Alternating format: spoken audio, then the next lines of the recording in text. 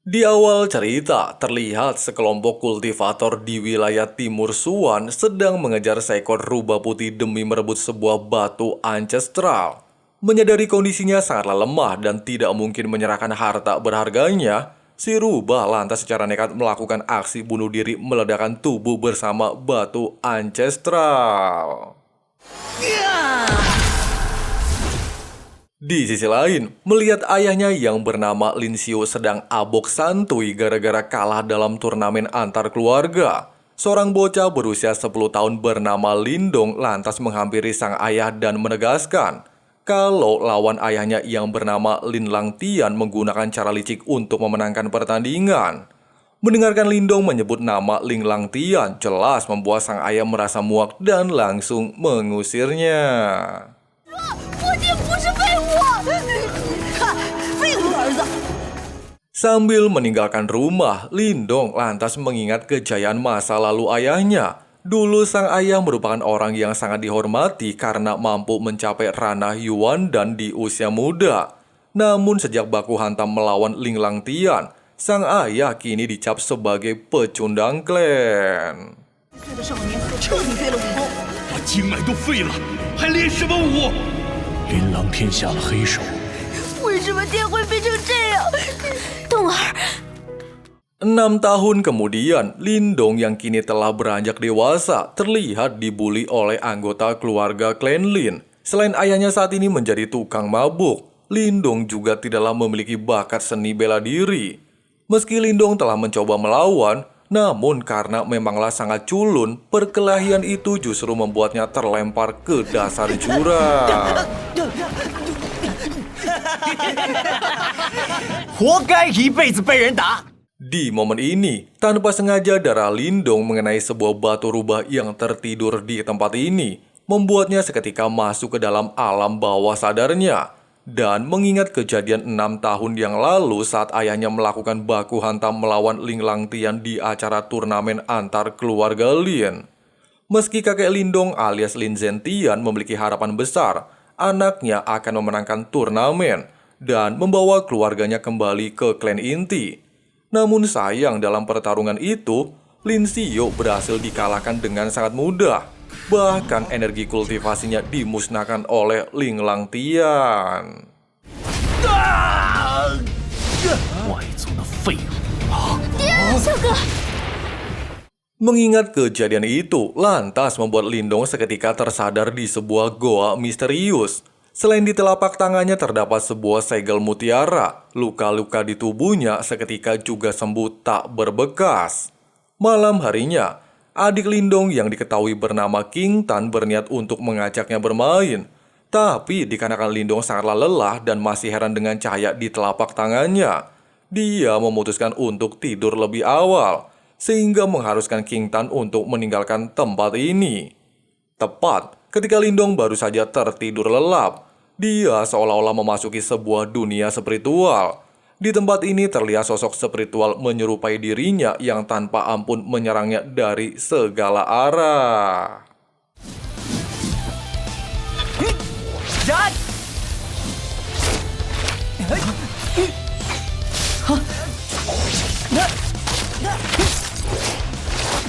Meski pada dasarnya Lindong tidaklah memiliki kekuatan baku hantam, namun di dunia ini secara mengejutkan dia mampu mengimbangi sosok spiritual tersebut.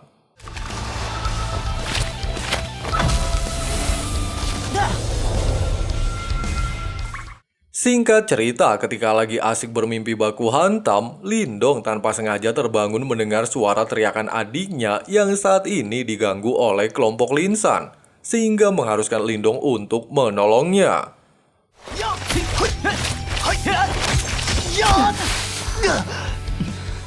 Di tengah baku hantam, seorang lelaki bernama Lin Hong terlihat menghentikan pertarungan.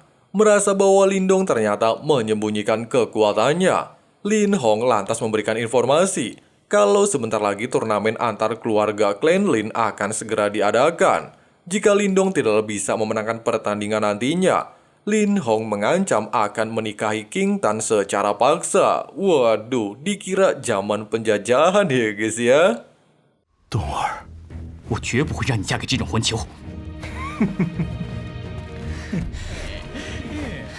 Beberapa saat kemudian, tanpa sengaja sebelumnya melihat Lindong menguasai teknik tinju 7 suara, sang ayah lantas menghampirinya dan berniat untuk mengajarinya beberapa teknik yang sempat dia kuasai. Hal ini bertujuan untuk memperkuat Lindong menghadapi turnamen nantinya. 6年前，我断送了自己的前程，七响中备选，你觉得可赢得了林红？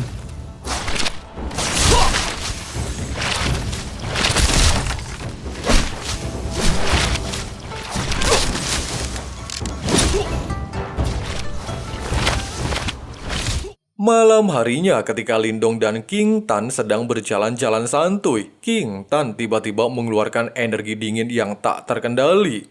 Lindong yang panik lantas membawanya kembali ke kamar. Dan hal mengejutkan terjadi, di mana mutiara di telapak tangan Lindong tanpa sengaja menyerap energi tersebut dan merubahnya menjadi 3 buah pil es.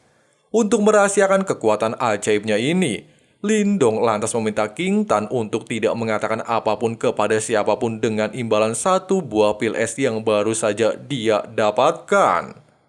Sejak kejadian tersebut, hari demi hari Lindong mulai melatih teknik yang sebelumnya diajarkan oleh sang ayah. Bahkan hanya butuh waktu singkat. Selain Lindong berhasil mencapai Rana Yuan dan tingkat 6, dia kini juga mampu mengendalikan dunia spiritualnya sebagai tempat berlatih tanding.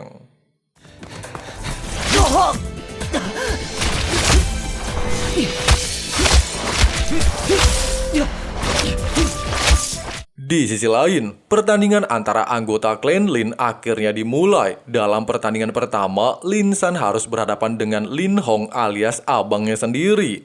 Meski duel di antara mereka berjalan cukup seimbang, tapi dikarenakan perbedaan kekuatan di antara mereka cukup jauh, Lin Hong pada akhirnya keluar sebagai pemenangnya.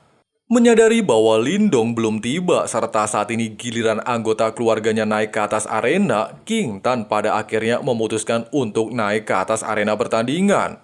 Sama seperti pertandingan pertama, Lin Hong dengan mudah berhasil mengalahkan King Tan. Dan di saat bersamaan dengan hal tersebut, Lindong akhirnya menunjukkan diri untuk menantang Lin Hong. 但凡晚辈，皆有资格参加。不知可否让孙儿一试？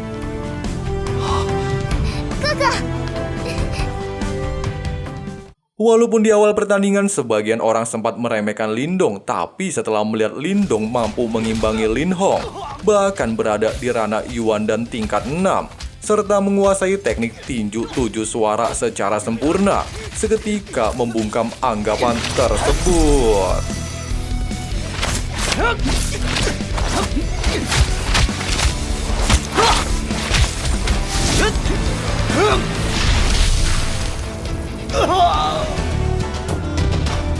Lindong，胜负已分。 Beberapa saat kemudian, menyadari jika keluarga Si dan keluarga Li telah membentuk sebuah aliansi untuk mengusir keluarga Lin dari kota Qingyang, maka Lin Zentian meminta kedua tetua untuk segera mempersiapkan anggota mengikuti turnamen kehormatan. Pasalnya hanya dengan cara itu mereka bisa menyelamatkan pondasi klan Lin. Di sisi lain, ketua keluarga Si dan keluarga Li juga melakukan hal yang sama. Meski terdengar kabar Lindong putra Lin Xiao telah memenangkan turnamen keluarganya dan memiliki kekuatan luar biasa edun, namun kedua tetua keluarga ini tidaklah memperdulikannya, serta bertujuan mengirim putra-putri mereka untuk memenangkan kompetisi nantinya. 让林家小子知道厉害的。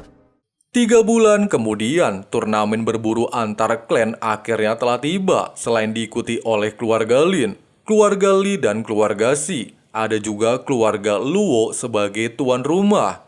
Di mana dalam turnamen kali ini, seluruh peserta diharuskan berburu macan api. Nah, dikarenakan macan api adalah binatang yang sangat kuat, mereka hanya perlu membawa sisik yang ada di ekornya untuk menjadi pemenang. Selain itu, mereka juga dilarang melukai peserta lainnya. 狩猎战即将开始，懂？现在开始，不得作弊，不得杀人。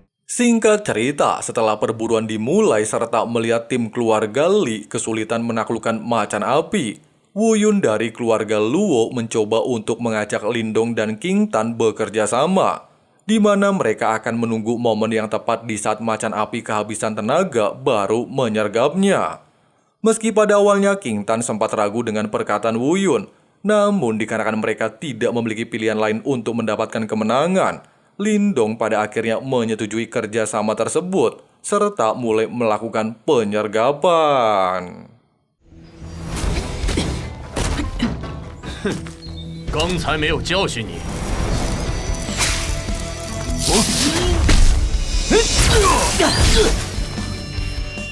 Meski dalam aksi baku hantam tim Lindong kalah jumlah, namun setiap anggota melakukan tugasnya dengan sangat baik. Di saat Lindong bersusah payah menahan Lily, Wu Yun dengan sangat santuy mengambil sisik singa api dan langsung melarikan diri. Sayangnya dalam aksi melarikan diri, Wu Yun justru terperangkap oleh jebakan yang sudah disiapkan Lily, sehingga sisik yang sebelumnya dia dapatkan berhasil direbut. Meski Lindong sempat kesal dengan kejadian ini, namun melihat Wu Yun didepak ke dalam goa alias sarang singa api, membuatnya tidaklah memperdulikan sisik tersebut, serta langsung bergegas menyelamatkan Wu Yun. Di sisi lain, Lily yang baru saja kembali ke pusat turnamen lantas menunjukkan sisik singa api yang menandakan dia menjadi pemenangnya.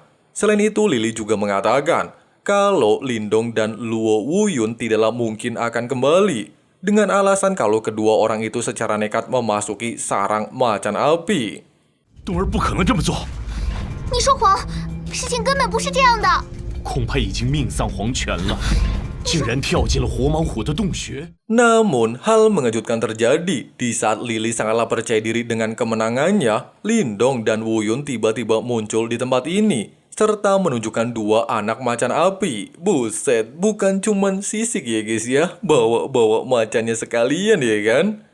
Nah, di sini terungkap fakta, di mana di saat Lindong mencoba menyusul Wu Yun, dia tanpa sengaja melihat induk macan api yang tewas karena sisiknya telah diambil, sehingga membuat mereka berdua merasa iba serta membawa kedua anak macan api. Bahkan Lindong juga mengatakan kalau Lily telah melanggar aturan menyerang peserta lainnya. Meski keadaan sempat memanas setelah mendengar pernyataan Lindong, bahkan ada 3 orang yang layak menjadi pemenang, maka para ketua klan mengusulkan melakukan adu baku hantam. Siapapun yang menang akan menjadi juaranya. Nah, di momen ini, dikarenakan Li Bao alias ketua keluarga Li sangatlah menginginkan anak macan api, maka dia menambahkan taruhan.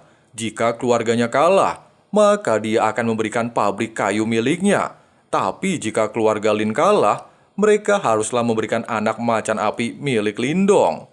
Meski pada awalnya Lin Zhengtian sempat ragu dengan hal tersebut, serta anak Li Bao alias Lily dikatakan memiliki kekuatan di atas rata-rata, namun Lindong tidaklah memperdulikannya, serta siap memenuhi tantangan tersebut. 竟然连铁木桩都压上了，你们敢不敢接？ 好，我林家接了。 Setelah kedua belah pihak sepakat dengan aturan dan imbalan baku hantam, baik Lindong dan Lily lantas memulai pertandingan.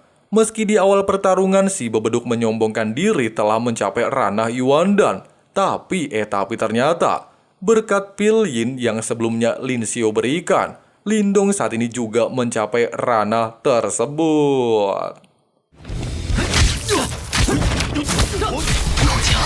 不愧是3D武学，林动赢了，我无名保证再也不撩妹了。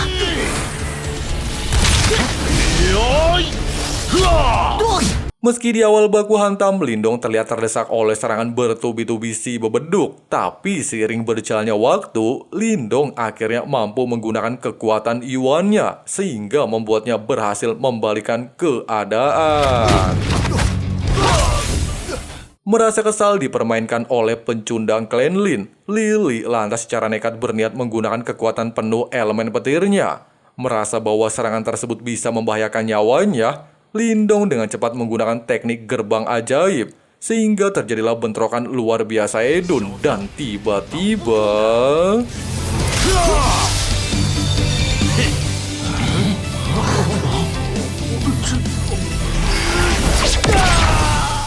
Hasil pertandingan yang dimenangkan oleh King Lindong mau tidak mau mengharuskan ketua Li Bao haruslah menyerahkan pabrik kayunya sesuai dengan taruhan sebelumnya. Waduh, rugi besar ya guys ya.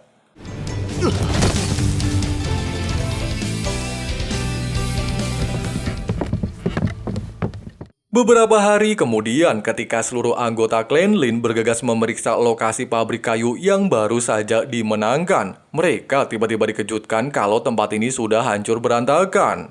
Di tengah-tengah kebingungan ini, macan api yang saat ini diberi nama Xiaoyan terlihat mendatangi sebuah goa yang berisikan banyak sekali harta karun batu yang Yuan. Tidak ingin melewatkan kesempatan ini, Lindong lantas segera melaporkan kejadian tersebut kepada Zheng Tian. Dan betapa terkejutnya mereka. Ternyata di goa ini dipenuhi dengan batu Yan Yuang. Sebuah batu yang dikatakan sangatlah mahal. Widih, mendadak jadi orang kaya ya guys ya. Emang rezeki itu datang dengan cara ajaib ya kan? Di sisi lain, mendengar kalau keluarga Lin menemukan tambang batu Yuan di dekat bekas pabrik kayunya, seketika membuat Li Bao terpancing emosi. Tapi emosinya ini seketika redam di saat Ye Xixing memberikan sebuah rencana. Waduh, udah pasti siasat jahat ya guys ya.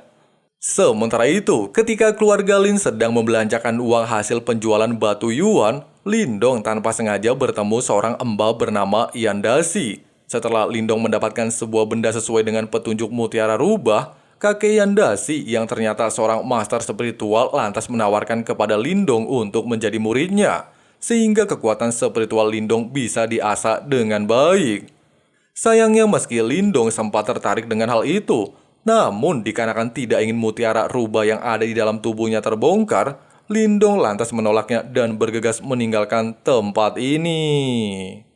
Di sisi lain, keluarga Lin terlihat bersiteru dengan kelompok naga hitam yang diketuai oleh Wusa, di mana Wusa ini merupakan orang-orang suruhan dari keluarga Li untuk merebut secara paksa area pabrik kayu. Untungnya di saat keluarga Lin terdesak, Lindong datang tepat waktu untuk menghentikan pertikaian. Tapi...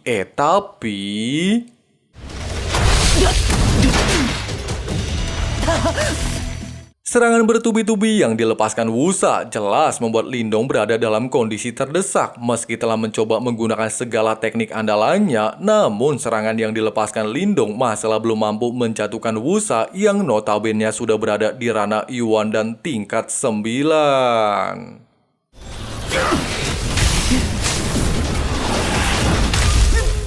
Tepat di saat Lindong terpojok, tubuhnya tiba-tiba bereaksi yang menandakan akan segera melakukan terobosan. Tidak ingin menyia-nyiakan kesempatan ini, Lindong lantas meminta Xiaoyan dan King Tan untuk sementara waktu melindungi prosesnya.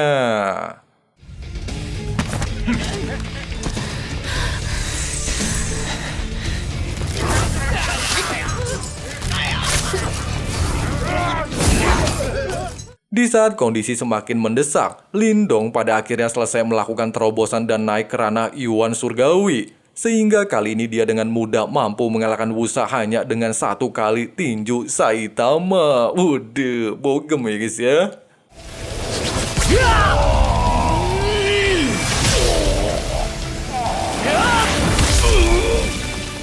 Kematian Wusa di tangan Lindong jelas menjadi pukulan besar bagi Li Bao. Dia benar-benar tidak menyangka anak yang dianggap pecundang justru mampu mengalahkan seorang praktisi ranah Yuan dan tahap akhir.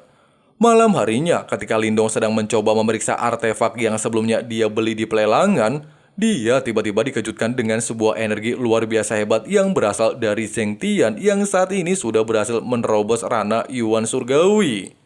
Merasa bangga atas pencapaian kakeknya, Lindong lantas segera menemuinya untuk mengucapkan selamat. Akan tetapi tidak berselang lama, salah satu tetua melaporkan kalau keluarga Li mengundang mereka untuk melakukan rapat tertutup membahas suatu bisnis.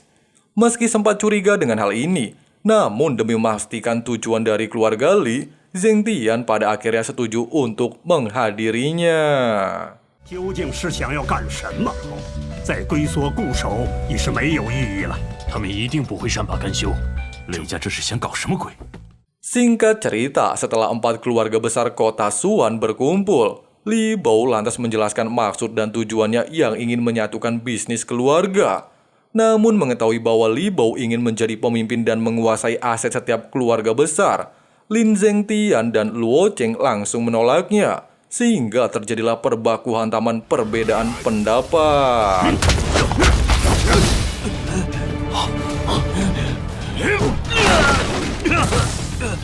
Di tengah-tengah baku hantam, seorang kultivator bernama Gu Ying yang sudah berada di ranah Yuan Surgawi serta memiliki kekuatan mental terlihat menunjukkan diri.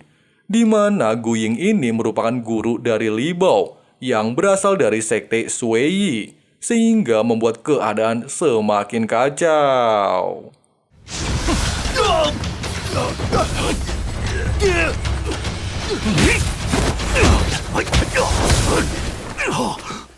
Menyadari jika keluarganya dalam bahaya, Lindong pada akhirnya menunjukkan diri dan menggunakan kekuatan mentalnya yang saat ini sudah berkembang cukup pesat untuk melawan Gu Ying.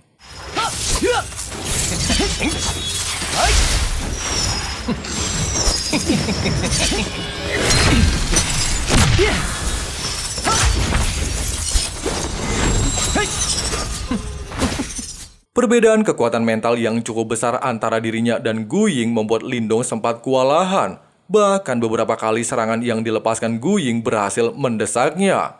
Namun di saat Lindong ingin kalah, dia tiba-tiba teringat dengan artefak yang sebelumnya dia dapatkan, serta menggunakannya untuk memblokir serangan Gu Ying.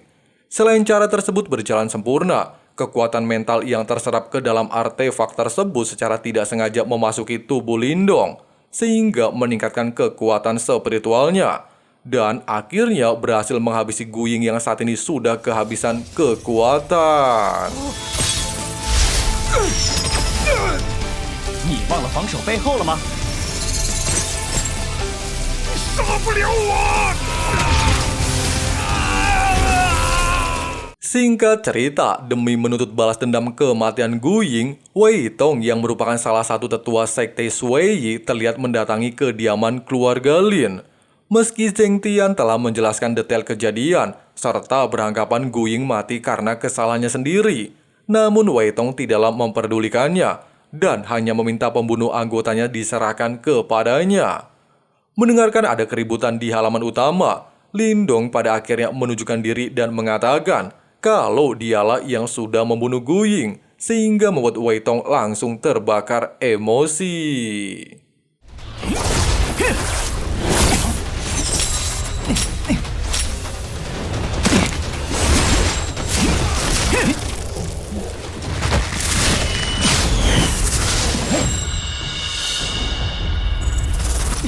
Menyadari bahwa pertarungan jangka panjang tidaklah akan menguntungkan baginya untuk menghadapi Wei Tong yang sudah berada di ranah Yuan Surgawi tingkat akhir, Lindong lantas menawarkan sebuah taruhan, di mana dia bersedia bertarung di arena hidup dan mati dengan Wei Tong dalam waktu 3 bulan. Jika dirinya kalah, maka tambang batu permata akan dia serahkan kepadanya. Tapi jika dirinya menang, maka dendam antara klan Lin dan klan Sui Yi harus dihapuskan. Meski pada awalnya Wei Tong tidaklah memperdulikannya, namun melihat para bawahannya berada dalam posisi terancam koit oleh jarum spiritual Lindong, dia pada akhirnya mau melakukannya, tapi hanya dalam waktu 2 bulan saja. 冬儿才一印而已，未同元丹境小圆满的实力。 Malam harinya, demi bisa mengalahkan Wei Tong dalam pertarungan hidup dan mati serta menjaga kehormatan keluarga Lin, Lindong terlihat meminta izin kepada seluruh tetua untuk pergi ke kota Yan meningkatkan kekuatannya. Meski kota tersebut terkenal sangat kacau dan dipenuhi banyak praktisi dari berbagai daerah, tapi dikarenakan hal tersebut adalah jalan satu-satunya bagi Lindong untuk bisa memenangkan perjanjian, para tetua termasuk Lin Zhengtian tidaklah bisa melarangnya. 爷爷，爹，你们放心。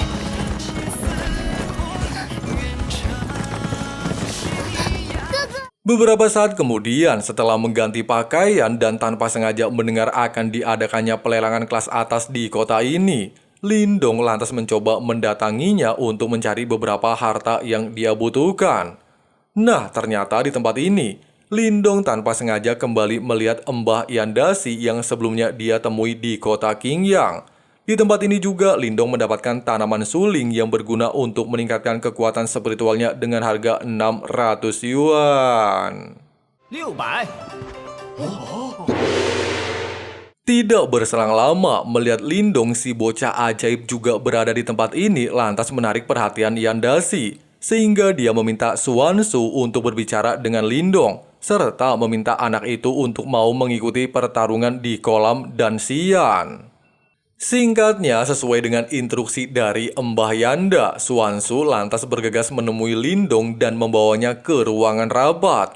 Di momen ini, Yanda kembali mencoba menawarkan Lindong untuk menjadi muridnya, sehingga dia bisa menyempurnakan kekuatan spiritualnya. Akan tetapi ternyata kekuatan spiritual Lindong saat ini sudah berada dalam mode sempurna. Meski sempat terkejut dengan apa yang dia lihat, namun Yandashi segera mengesampingkan hal tersebut dan meminta Xuanzu untuk menjelaskan maksud dan tujuannya.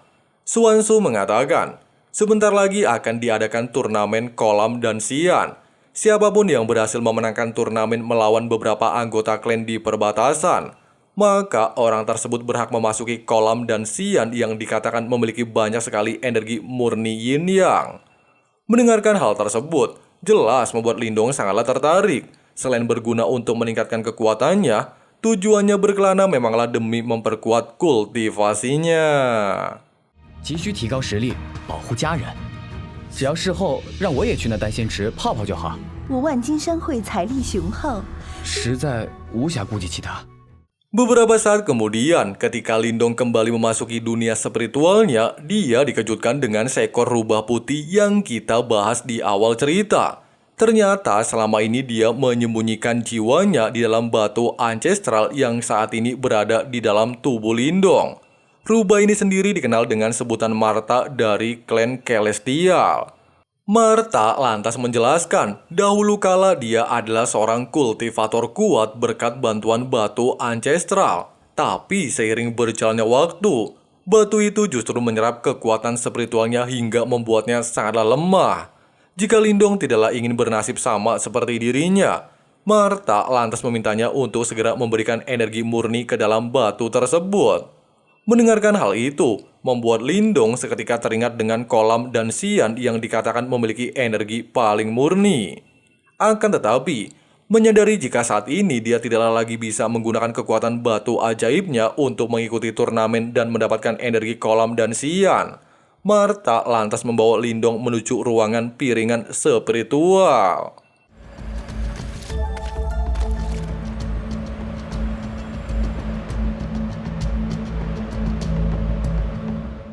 Nah, dikatakan, piringan tersebut berguna untuk meningkatkan kekuatan spiritual secara singkat. Hanya saja membutuhkan pengorbanan rasa sakit luar biasa hebat untuk melewatinya.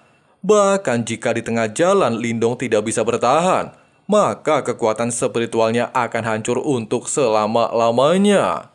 Meski perkataan tersebut sangatlah menyeramkan, tapi Lindong tidaklah memperdulikannya dan langsung memulai metode pemurnian. 这小子倒是有些韧性。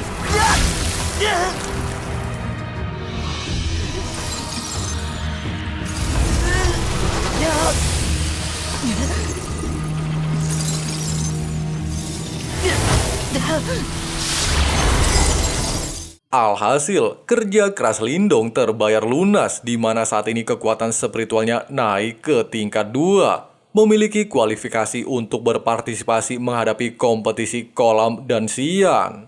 3 hari kemudian, Xuanzu membawa Lindong menemui Liu Yi dan Zheyu. Mereka merupakan rekan satu tim Lindong nantinya, di mana mereka akan mewakili rumah lelang yang diketuai oleh Xia Wanjin. Dengan kemampuan Liu Yi dan Zhiyu Yu yang sudah berada di ranah Yuan Surgawi tahap akhir, serta Lindong seorang master spiritual, maka Xuanzu memiliki keyakinan untuk memenangkan turnamen nantinya. Sesampainya di lokasi baku hantam, rombongan Lindong langsung bertemu dengan lawan mereka yang dipimpin oleh Yeusan. 2 anggotanya adalah anaknya sendiri bernama Yue Feng dan Yue Ling. Sedangkan anggota terakhir bernama Jiang Li. Ketiga orang ini sama seperti tim Lindong yang sudah berada di ranah Yuan Surgawi tahap akhir. Singkatnya di pertandingan pertama, Yueling melawan Z, di mana dalam pertarungan singkat dan terlihat seimbang, Z, tim Lindong berhasil memenangkan pertandingan. Sedangkan di ronde kedua, Liu Yu melawan Yue Feng.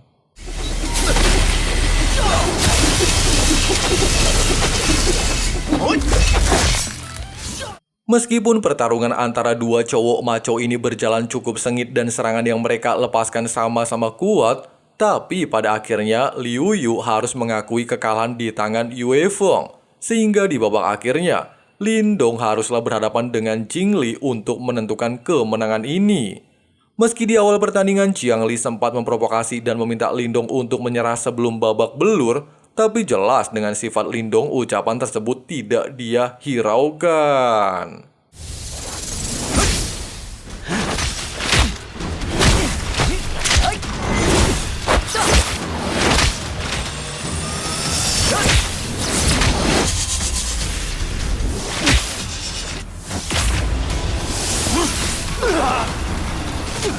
Merasa tidak terima ditekan oleh Lindong, Jiang Li lantas menggunakan teknik pengorbanan darah untuk meningkatkan kekuatan fisiknya.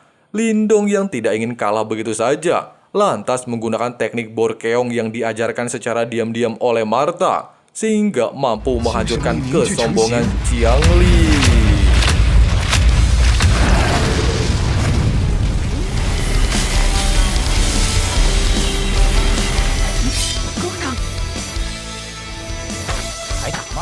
Singkat cerita, setelah memenangkan pertandingan dan berhak mendapatkan akses memasuki kolam dan Xian, ketiganya tanpa ragu meluncur memasukinya.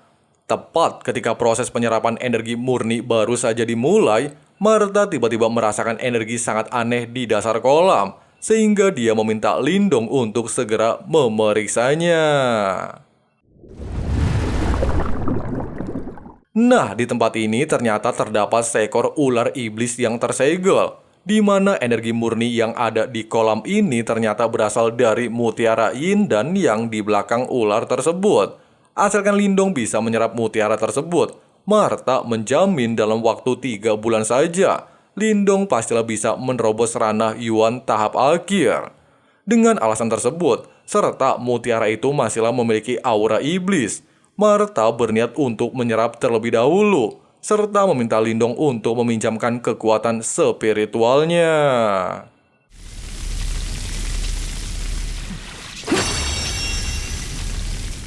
Sayangnya, di tengah proses penyerapan, segel ular iblis tiba-tiba terbuka sehingga membuat keadaan menjadi semakin mencekam. Tidak ingin pergi sia-sia tanpa hasil, Martha lantas meminta Lindong untuk segera menyerap mutiara yin dan yang sementara dirinya mengalihkan perhatian sang ular iblis. Tapi sayang dikarenakan Lindong di season 1 ini masihlah pengecut, membuat Martha tidak memiliki pilihan lain selain kembali masuk ke dalam tubuh Lindong dan menggunakan kekuatannya untuk menghadapi ular iblis.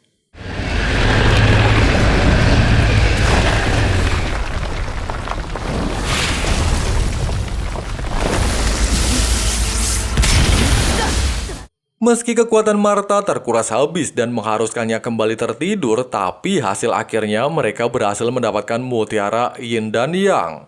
Singkat cerita, setelah memiliki mutiara yin dan yang serta mendapatkan buku teknik rahasia dari pelelangan berkat jasanya memenangkan turnamen sebelumnya, Lindong bergegas untuk mempelajarinya secara tertutup. Alhasil, berkat energi murni yang dia serap dari kolam surgawi, bayangan spiritual di dalam tubuhnya menunjukkan sebuah evolusi yang menandakan kalau kekuatan spiritual Lindong telah meningkat dengan pesat.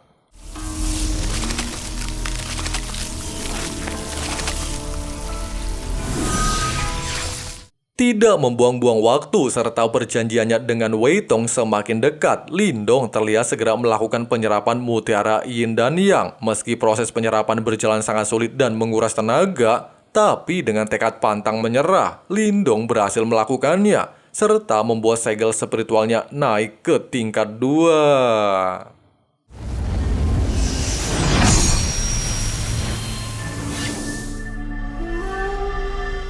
Keesokan harinya, ketika Lindong kembali ke pavilion pelelangan, dia dikejutkan dengan kemunculan keluarganya. di mana ternyata saat ini Paviliun Emas Xiaowan telah melakukan kerjasama dengan keluarga Lin. Tidak butuh waktu lama pasca pertemuan ini, mereka semua lantas menuju arena hidup dan mati tempat Lindong akan melakukan baku hantam melawan Wei Tong. 老子今天要让你血债血偿！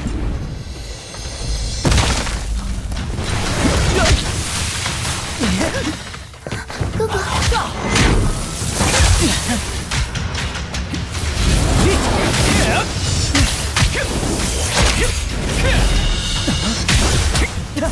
Tepat di saat terdesak dan tidaklah memiliki cara melakukan baku hantam jangka panjang, Lindong lantas mengaktifkan kedua segel spiritualnya sehingga mampu meningkatkan kekuatannya menyamai Wei Tong yang saat ini berada di ranah Yuan dan tahap akhir.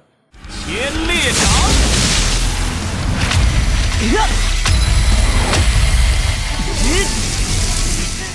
Sayangnya ketika Lindong sudah berada di atas angin, dia tanpa sengaja melihat King Tan disandra oleh anggota Wei Tong sehingga membuat konsentrasinya terganggu. Akan tetapi untungnya Mbak Yandasi yang berada di tempat ini tidaklah tinggal diam dan memutuskan untuk menyelamatkan King Tan dari sang penculik, sehingga bisa membuat Lindong merasa tenang untuk menyelesaikan pertandingan. Tepat di saat Wei Tong tidak lagi mampu melanjutkan pertandingan dan mengakui kekalahannya, namun Lindong sudah merasa muak dengan tindakan Wei Tong menyerang keluarganya tidaklah memperdulikannya. Terlebih lagi ini adalah pertarungan hidup dan mati, sehingga hanya akan ada satu orang yang boleh hidup dalam pertandingan tersebut.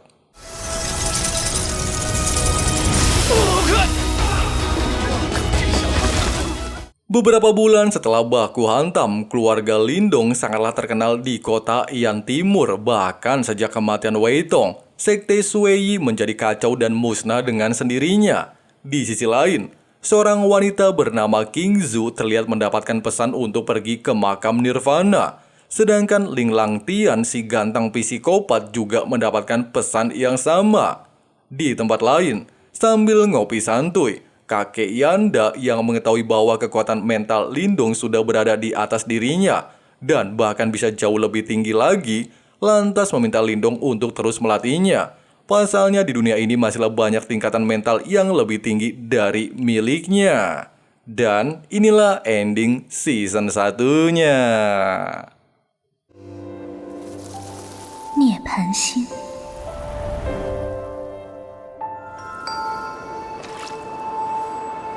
涅槃境强者的幕府。 Nah guys, gimana alur cerita full season 1 yang Mimin jelaskan secara singkat dan padat ini? Mudah-mudahan menghibur teman-teman semuanya ya. Untuk season 2-nya kalau mau lanjut, komen, like ya guys ya. Kalau rame dan pada setuju, Mimin buatkan season 2-nya secepat mungkin. Yaudah guys, sampai di sini dulu pembahasan kali ini. See you next time guys. I think that we've all had enough. What keeps you up at night, yeah. Make all the demons quiet, yeah. We were built to thrive, yeah. I think that we've all had enough. Oh, yeah, I think that we've all had enough. Sick of dealing with the old plan. They know that we're calling it wrong. You got me like, oh, yeah, I think that we've all had enough. Sick of dealing with the old plan. They know that we're calling it wrong. Hey, it's too late to try to go contain it. A generation fueled by creation. We live lives on a small screen nation. We control the airwaves, no negotiation. I refuse to think we need saving. Something good will come from creation. And when we think that the world is too anxious, we'll adapt, evolve, survive and save it. What keeps you up at night, yeah. Make all the demons quiet, yeah. We were built to thrive, yeah.